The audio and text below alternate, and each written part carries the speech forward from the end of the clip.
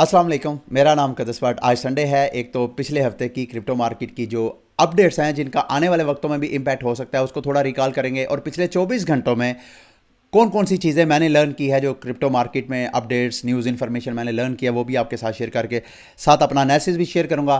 Crypto currencies की prices की तरफ नज़र डालें तो आल्ट कॉइन्स आपको थोड़ा बहुत रिकवरी करती हुई नज़र आ रही हैं, लेकिन बीटीसी की प्राइस की तरफ अगर आप चार्ट पे नज़र डालें तो बीटीसी की प्राइस जब से वो 22,300 की प्राइस एसईसी के क्रैकन को फाइंड करने के बाद जब से प्राइस क्रैश हुई है उस वक्त से लेके अभी तक 21,900 या 22,000 की ये वाली जो रेंज है उसको ब्रेक नहीं किया। यहाँ पे इसकी रेजिस्टेंस है। अगर ये ब्रेक हो जाती है तो उसके बाद जो मेजर रेजिस्टेंस मिलेगी इमीडिएट वो 22,300 की प्राइस है, और नीचे जो सपोर्ट है जहाँ से मार्केट जाके दोबारा टच कर सकती है वो 20,300 की प्राइस हो सकती है।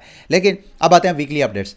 पिछले हफ्ते की मेजर जो बड़ी अपडेट है जिसका आने वाले वक्तों में भी इंपैक्ट हो सकता है वो सिक्योरिटी एंड एक्सचेंज कमीशन का क्रैकन एक्सचेंज को $30 मिलियन का फाइन करना और साथ क्रैकन का अपने अर्न पेज को शट डाउन करना। दूसरे लफ्ज़ों में अब जितने सेंट्रलाइज एक्सचेंजेस हैं वो जो अपने अर्न पेज को इंट्रोड्यूस अपनी इस प्रोडक्ट को इंट्रोड्यूस करवाते हैं कि टोकन स्टेक करें और हमसे एपीआर वो हमसे आप अर्न करें, उस हवाले से सेंट्रलाइज एक्सचेंजेस का फ्यूचर तो मुझे डार्क नज़र आ रहा है। लेकिन डिसेंट्रलाइज जो प्लेटफॉर्म है जो स्टेकिंग प्रोवाइड करते हैं उससे अच्छा खास बात कि ये इस इंसिडेंट के बाद क्रिप्टो मार्केट ओवरऑल आपको डंप करती हुई नज़र आ रही है। लेकिन अगर आप ये जितने डिसेंट्रलाइज स्टेकिंग प्लेटफॉर्म्स है जैसे लीडो है, मतलब इस तरह के जो प्लेटफॉर्म जहाँ पे डिसेंट्रलाइज आप पर्सनल वॉलेट के ज़रिए आप ट्रेडिंग करते हैं और आपके जो टोकन हैं किसी अकाउंट में जाने की बजाय एक स्मार्ट कॉन्ट्रैक्ट में लॉक हो जाते हैं, तो उस तरह के जो स्टेकिंग प्लेटफॉर्म है उनका फ्यूचर जो है इस इवेंट के बाद आने वाले वक्तों में ब्राइट नज़र आ रहा है। जबकि सेंट्रलाइज प्लेटफॉर्म अब अगली बारी वो कॉइनबेस की भी हो सकती है या हर वो सेंट्रलाइज एक्सचेंज जो यूएस सिटीजन्स को सर्विसेज प्रोवाइड कर रहा है उनके खिलाफ वो एक्शन हो सकता है। अच्छा, इस हवाले से एक ये भी कंसर्न बहुत ज़्यादा बिल्ड हो रहा था, इससे तो और हाइप मिली कि क्या security and exchange commission Ethereum को सिक्योरिटी डिक्लेयर करेगा कि नहीं। जोसेफ ल्यूबन जो कि इथीरियम के को फाउंडर भी रहे हैं और ये मेटामास्क जो वॉलेट है इसके पीछे जो कंसेंसस कंपनी है उसके ये मालिक हैं जोसेफ ल्यूबन। इन्होंने तेल अवीव यानी इज़राइल के जो कैपिटल है वहाँ एक सेरेमनी के दौरान स्टेटमेंट दिया। उन्होंने कहा जी कि मैं नहीं समझता कि security and exchange commission Ethereum को सिक्योरिटी डिक्लेयर करेगा। तो इनकी ओपिनियन के मुताबिक सिक्योरिटी को डिक्लेयर इथीरियम को सिक्योरिटी डिक्लेयर नहीं किया जा सकता, जो इनकी स्टेटमेंट है। हाँ, जो इस हवाले से जो ऐसी चीज़ें हैं जो ट्रांसपेरेंट नहीं है उस हवाले से सिक्योरिटी एंड एक्सचेंज कमीशन मज़ीद आइंदा एक्शंस ले सकता है। और पिछले हफ्ते की तीसरी मेजर अपडेट, बाइनांस का बैंकिंग सर्विस को एकदम टेम्परेली सस्पेंड करना, और ये बताना ही ना कि कब तक ये सस्पेंड करेंगे।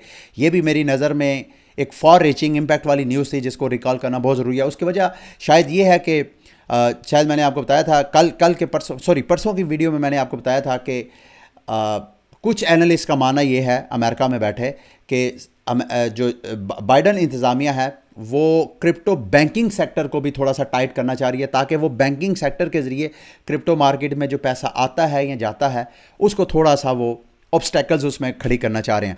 तो उस सेंस में शायद उस सेंस में बाइनांस ने भी एक प्रीएम्प्टिव एक्शन लिया कि इससे पहले कि हमारे खिलाफ कोई एक्शन ले सिक्योरिटी एंड एक्सचेंज कमीशन, उन्होंने टेम्परेरली जो है बैंकिंग सेक्टर से पेमेंट्स, ये तो मेरा ख्याल है ग्लोबल इन्होंने सस्पेंड किया। बहरहाल मैंने आपको ये भी बताया था कि सीजी ने कहा कि इसका कोई बहुत बड़ा इम्पैक्ट नहीं है। वीडियो को लास्ट में जाके आपके साथ मैं रैंडम थाट शेयर करूँगा। आगे आते हैं मार्केट की अपडेट्स। एल सल्वाडोर के हवाले से आईएमएफ का स्टाफ उधर भी गया था। 10 तारीख की ये रिपोर्ट है, आज 12 तारीख है, 2 दिन पहले उनके स्टाफ ने रिपोर्ट जारी किया। आपको याद होगा जब एल सल्वाडोर ने बिटकॉइन को एज अ लीगल टेंडर करा दिया और अपनी इकोनॉमी को बिटकॉइन की तरफ ले जाने की एक स्ट्रगल का आगाज़ किया, उस वक्त आईएमएफ ने कहा था कि जनाब ये बहुत रिस्की है, बैंकक्रप्ट हो जाएगा एल सल्वाडोर। अभी की उनकी लेटेस्ट जो स्टाफ रिपोर्ट है उस रिपोर्ट में उन्होंने जितने भी रिस्क बिटकॉइन के हवाले से प्रेडिक्ट किए थे उन्होंने कहा जी वो एल सल्वाडोर में वो ऐसे रिस्क नहीं है और एल सल्वाडोर की इकोनॉमी बैठने की बजाय बल्कि इकोनॉमी उसकी ग्रो करती हुई नज़र आ रही है। इसकी और इनके ओपिनियन के मुताबिक ये इस वजह से हुआ है क्योंकि एल सल्वाडोर का जो बिटकॉइन एक्सपोजर है वो बड़ा लिमिटेड रहा है। बहरहाल अपनी रिपोर्ट में दोबारा उन्होंने एल सल्वाडोर को मैसेज दिया कि आप अपने ये जो आप बिटकॉइन बॉन्ड वगैरह इशू करने की तरफ जा रहे हैं इस तरह ना करें, अगर आप करेंगे तो आप बैंकक्रप्ट हो सकते हैं। एल सल्वाडोर ने पहले इनकी नहीं मानी तो अब कैसे वो मानेंगे। अच्छा जी, अगली अपडेट, ब्राज़ील के बैंक ने बाकायदा अनाउंसमेंट, एक ऐप बना के अपनी ही उनकी वेंचर कैपिटलिस्ट फर्म है, उसने एक ऐप बनाया और उस ऐप के ज़रिए ब्राज़ीलियंस को वो ऑफ़र करवा रहे हैं कि अब आपने जो गवर्नमेंट के टैक्सेस वगैरह पे करने हैं क्रिप्टो करेंसीज के ज़रिए आप पे करना चाहते हैं तो इस ऐप के ज़रिए आप कर सकते हैं। मेरी नज़र में ये भी एक बड़ी न्यूज़ थी। अगली न्यूज़ जो मैंने आपके साथ शेयर करनी है वो फाइनली यूनिस्वाप का बीएनबी चेन के ऊपर डिप्लॉय होने वाला जो प्रपोजल था वो बाकायदा अप्रूव हो गया। पिछले दिनों मैंने आपको बताया था कि मार्केट में बहुत बड़ी फड क्रिएट हुई कि भाई ये जो A16Z वेंचर कैपिटलिस्ट फर्म है इसने प्रपोजल के अगेंस्ट वोट दिया है। तो इसके हवाले से काफ़ी ज़्यादा मार्केट में चेमगोइयाँ हो रही थी कि यार क्या यूनिस्वाप सारा यही होल्ड करता है, इन्हीं के पास सारी गवर्नेंस पावर है।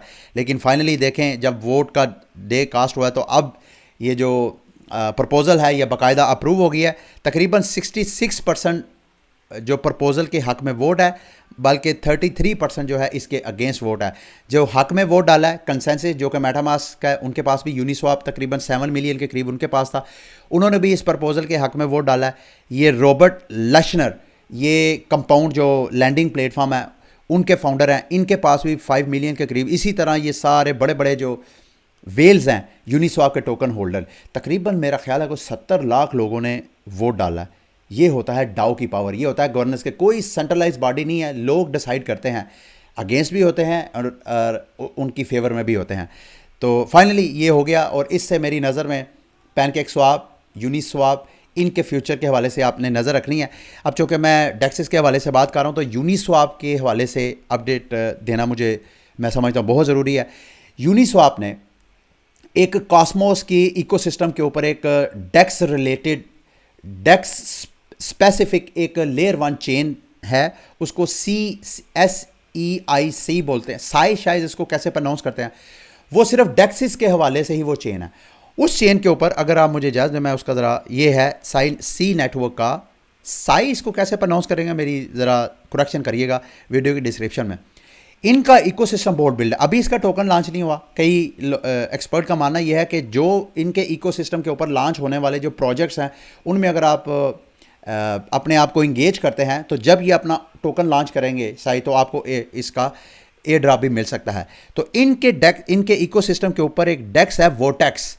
सुशी स्वाप ने वोटेक्स प्रोटोकॉल क्या है ये भी मैं आपको थोड़ा इनके वाइट बैलेंस। वोटेक्स प्रोटोकॉल एक परपेचुअल फ्यूचर ट्रेडिंग प्लेटफॉर्म है, decentralise perpetual future trading platform, जैसे कि आर्बिट्रम पे मैंने आपको कल की वीडियो में बताया था, GMX है, जैसे गेंस नेटवर्क है, इस तरह के जो परपेचुअल डिसेंट्रलाइज प्लेटफॉर्म इस वक्त जो पॉपुलर हो रहे हैं। तो इसी तरह का ये वोटेक्स जो प्रोटोकॉल है ये भी एक डिसेंट्रलाइज परपेचुअल ट्रेडिंग प्लेटफॉर्म था जिसको सुशी स्वाप ने जो है वो अक्वायर किया है, यानी उसको ख़रीद लिया। इससे दो मैसेज आ रहे हैं, एक तो ये है कि सुशी स्वाप भी DYDX की तरह इथीरियम के चेन से निकल के आसमोस की इकोसिस्टम की तरफ जा रहा है, सुशी स्वाप भी DYDX की तरह। और दूसरा ये कि भाई सुशी स्वाप जो है वो स्पॉट ट्रेडिंग के साथ साथ परपेचुअल ट्रेडिंग की तरफ भी जा रहा है। तो क्या सुशी स्वाप की जो प्राइस इसके जो इन्वेस्टर हैं उनके लिए कोई गुड न्यूज़ है या नहीं? सुशी स्वाप के अगर चार्ट पे नज़र डालें तो बाइंग प्राइस मेरी नज़र में जो आपके लिए बन सकती है, अभी ये जो करंट प्राइस जो है वो मार्केट क्रैश किया, उसमें इसने जो अपनी सपोर्ट है तकरीबन $1.20 की प्राइस उसको करीब उसको टच करके अब दोबारा ऊपर, वो ये डेली का चार्ट है उससे ऊपर ये ट्रेड हो रही है। अगर आप सुशी स्वाप को इस वक्त बाय करते हैं तो मोस्ट लाइकली अगर ये परपेचुअल ट्रेडिंग अपना ये प्लेटफॉर्म ओपन करते हैं तो उस वक्त सुशी का जो ऑल टाइम हाई है तकरीबन ऑल टाइम हाई कोई $22-23 पे जाके आपको नज़र आ रहा है। तो इस वक्त $1.20-30 पे बाय करना, और अगर आइंदा बुल रन के अंदर सुशी स्वाप की प्राइस दोबारा रिकवरी करती है, एक हाइप क्रिएट करती है, मोमेंटम पकड़ती है, तो आपको इस पे भी अच्छा खासा रिटर्न मिल सकता है। लास्ट में मैं बोंग टोकन जो सोलाना के इकोसिस्टम के ऊपर जो एक मीम टोकन लॉन्च हुआ उस वजह से सोलाना की प्राइस दोबारा $8-9 से आपको $24-25 पे ट्रेड होती हुई नज़र आ रही थी। वो बोंग के टोकन की मैं प्राइस देख रहा था मुसलसल अब आपको नीचे क्रैश होती हुई नज़र आ रही है और एक ख़ास रेंज में वो ट्रेड होती हुई नज़र आ रही है। तो मतलब बोंग की हाइप तो सोलाना के इकोसिस्टम से मदम होती हुई नज़र आ रही है। आपसे मैं ये पूछना चाहता हूँ आप अपनी ओपिनियन का इजहार करें, क्योंकि आप इस हवाले से बड़े ऑप्टिमिस्टिक भी हैं, जो मुझे कह रहे होते हैं भाई आप सोलाना के हवाले से बहुत सी चीज़ों को मिस कर रहे हैं। तो आपसे मैं पूछूंगा, बॉन्ग की हाइप ख़त्म होने के बाद सोलाना की प्राइस को क्या समझते हैं आप, दोबारा ये उसी तरह रिकवरी कर सकती है क्या? ये अपना, मेरी असेसमेंट के मुताबिक सोलाना अपना ऑल टाइम हाई जो है शायद ना देखे, ये मेरी असेसमेंट है अभी तक की जो डेवलपमेंट है उसकी बेस पे। आप क्या समझते हैं? आप हाई बॉन्ग की हाइप ख़त्म होने के बाद कौन सी ऐसी चीज़ें हैं जो आपकी नज़र में सोलाना की प्राइस को दोबारा जो है वो बुलिश कर सकते हैं? बहरहाल सोलाना की जो इस वक्त जो नेक्स्ट रेजिस्टेंस है जिसको उसने ब्रेक नहीं किया, वो $27.80 के करीब बनती है, जबकि जो इसकी सपोर्ट है जिसको दोबारा सोलाना की प्राइस अगर मार्केट क्रैश करती है तो सोलाना की प्राइस उसको टच कर सकती है, उसको दोबारा रीटेस्ट कर सकती है, वो है तकरीबन $14.90 की प्राइस।